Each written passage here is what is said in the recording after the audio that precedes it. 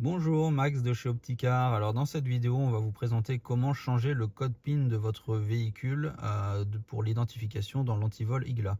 Donc pour rappel, le code PIN, c'est bien une des méthodes d'identification, celle qui se fait avec les boutons d'origine du véhicule. Donc pour changer le code PIN, on met le contact du véhicule. Ensuite, on effectue le code PIN actuel. Donc ici, moins, moins, plus, plus. On vérifie que le voyant clignote 2 fois.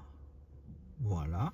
Ensuite, on appuie sur l'accélérateur à fond et on le tient enfoncé. De là, on répète à nouveau le code PIN, donc moins, moins, plus, plus. Voilà, là on voit que le voyant clignote à intervalles réguliers, toutes les 3 secondes.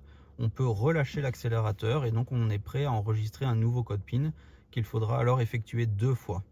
Donc là, on va faire le contraire, on va faire plus, plus, moins, moins. Donc plus, plus, moins, moins. Là, il va clignoter 3 fois.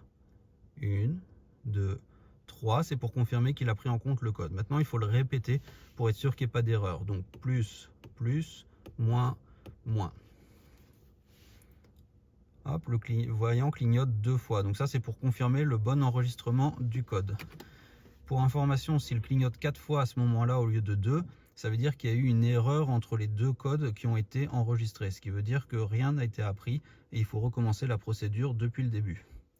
Voilà, le changement de code PIN peut être fait à volonté sur votre véhicule, sur les boutons compatibles qui vous ont été transmis par l'installateur et qu'on vous recommande d'effectuer lors de la récupération du véhicule après l'installation afin qu'il n'y ait que vous qui déteniez le code pour s'identifier et donc démarrer le véhicule.